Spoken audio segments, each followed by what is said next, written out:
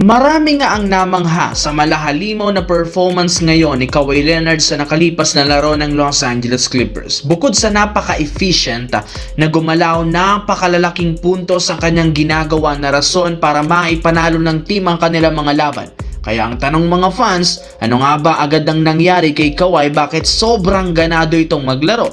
Alam naman nga ninyo, sobrang nga itong nag-struggle sa mga unang laban ngayong season kaya sila maagang bumagsak sa Western Conference. At ayon mismo kay Kawhi, ang rason ng pagkakaroon niya ng impressive performance ang pagiging healthy niya.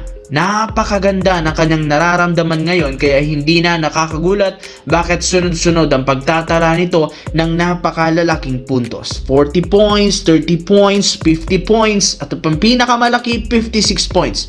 Nakuha rin naman ito ang kanyang rhythm sa nakalipas na linggo sa pag-struggle lalo sa shooting. Kaya kapag nagpatuloy pa ang ganitong klaseng laro ni Kawhi, siguradong aakyat sila sa Western Conference. Samantala, kagaya ng napag-usapan natin, kung hindi makukuha ng Los Angeles Lakers si Giannis Antetokounmpo sa isang trade, plano na lamang nila ngayong makakuha ng bagong 3-and-D player na tutulong kina LeBron at Luka Doncic. Ito na lang naman ang nag-iisang paraan para mapalakas ang lineup.